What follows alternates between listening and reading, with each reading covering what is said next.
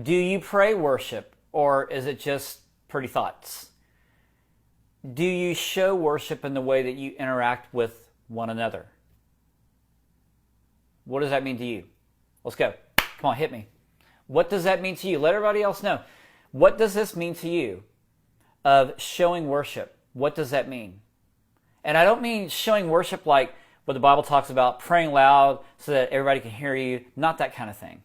I'm talking about what are some other ways that you show worship to people. What are those things?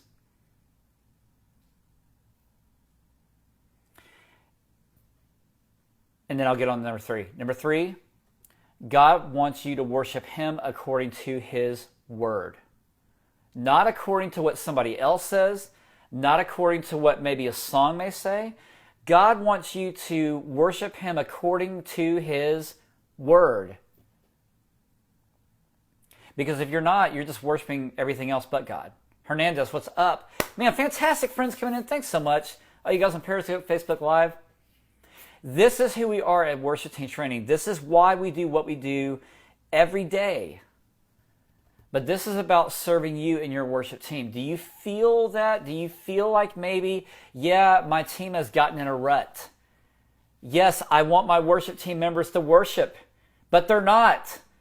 What is that like for you? What is that like for you? Does that like kill you every time when you come into rehearsal and you see the same old, same old? Or what is that like on Sunday morning when you see your guitar player is late or your singers are checking out? And you know, this is the time to lead worship. Am I right? And what does that mean? When you're ready to go and they're not, does that bother you? Does that bother you? I'm just asking the question. Just asking. Number 4, singing on Sunday morning. That doesn't bother you? Okay. That's the first. Yes, it bothers. Yes, I'm getting all that. So singing on Sunday morning, this is number 4. Singing on Sunday morning is just one facet of worship. Crystal, what's up? Crystal Renee. Singing on Sunday morning is just one facet of worship. Is it the only thing? Do you go to Sunday service just to sing it? Just to sing, that's it? Do you think just that one song is going to take care of everybody's problem? Do you think that one song is going to help everybody worship? Are you putting everything into that one song to say, we got to make this one song great for everybody to sing? Does it really happen that way? Is the song a magic bullet? What's your magic bullet? Is there one? Because I want to know. Because I haven't found one yet. What is it that helps you lead worship in your church? Does it bother you that you don't have something there to help you lead your church? How much does that bother you? Just asking a question. Number 5, and I'll recap in a second. Don't you love these questions? Because, I mean, who's going to ask you? Who else is going to ask you these questions? Nobody else is going to care more about your worship team than you. I'll just tell you that right now. Miss J says the reason it doesn't bother me is because worship is about my sacrifice. Yeah, but what about everybody else's? It's about your sacrifice, but what about everybody else's? It should bother me. It should bother me that my guitar player is not worshiping. It should bother me that my audio guy is too tangled up into the mechanics of what he's doing. Yes, you can't make anybody worship, absolutely. But does it bother you? It bothers me. It bothers me that my pianist is too cracked up about hitting that C sharp major 7 chord when really the chord of her heart needs to be in tune with worship. And I can tell you that my musicians are in that state of worship. But are we that way all the time? No. Yes, Ken Sugar, it bothers you. Yes, Letty, it bothers you. I love you guys. Danny, I love you. Yes, absolutely, Miss J, our experience draws us closer. Hernandez, we are bringing to worship if they, we are bringing to worship if they haven't been themselves, yes. But it's good to be in one accord. Right, okay. I said that very quickly, sorry. What he's saying is, you cannot lead others in worship if you haven't been there yourself. Hindrance, Can Sugar, absolutely.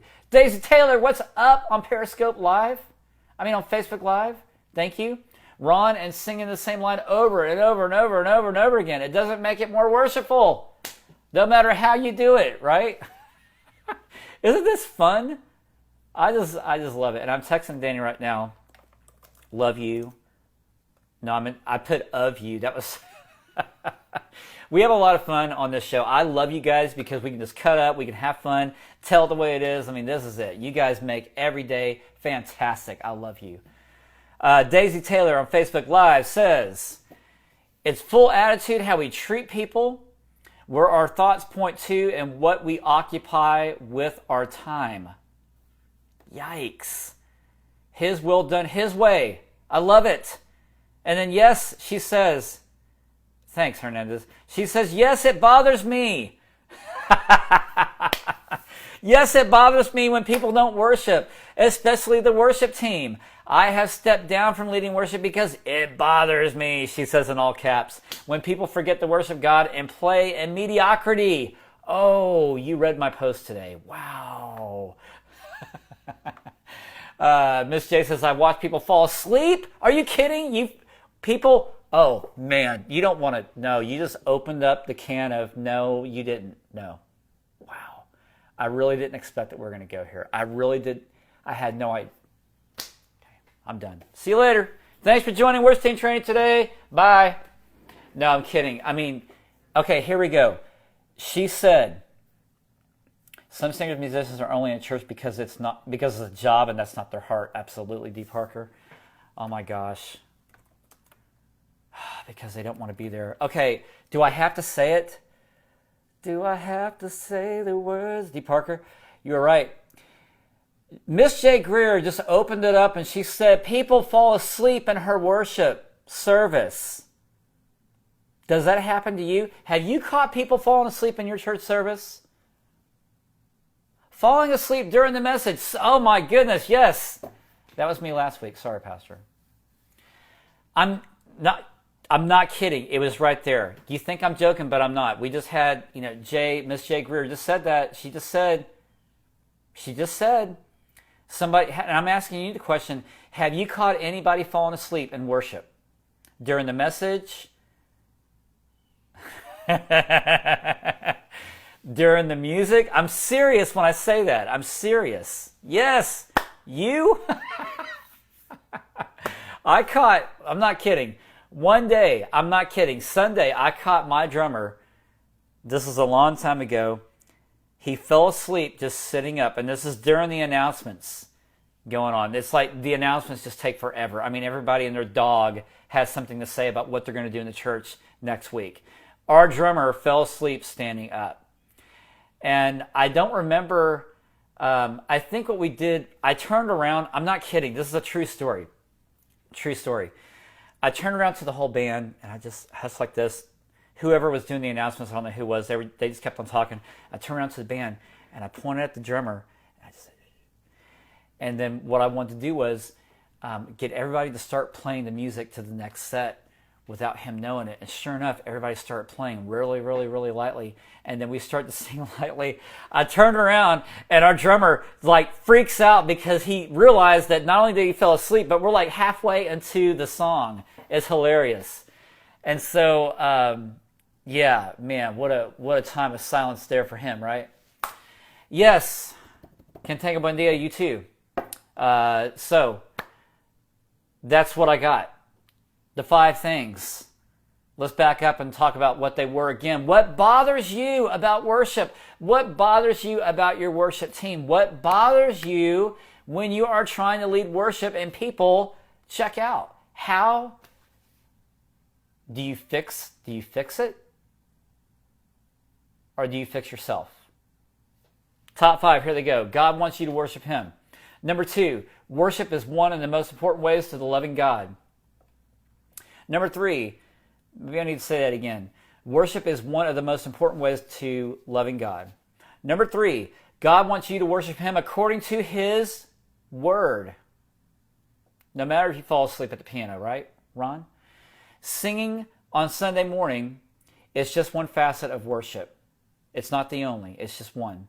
And then number 5, the heart of worship is surrendering your life to God daily. In the silence, through the noise, in the tragedy, in the times of trial, in the times of happiness. Worship belongs to God, period. It should bother you. It should bother you that whatever is taking place in your heart and mind is battling for your mind to keep you from worshiping God. That should bother you, because then it should move you closer and closer to be in the heart of God and for your worship to be multiplied. Is that where your team is right now? Is that where you are? Check us out. Go to worshipteamtraining.com. I got a free book that I just want to give away to you. All you need to do is sign up at the very top to our newsletter, and when you do that, you will get a free PDF book that I had written, and we got more coming at you too. So be sure to check out the upcoming webinars, and also check out our workshops. If you feel like, yeah, this is me, this is my team, hey, we're here to help you. Go to worshipteamtraining.com/workshops. Check it out, fill out the form,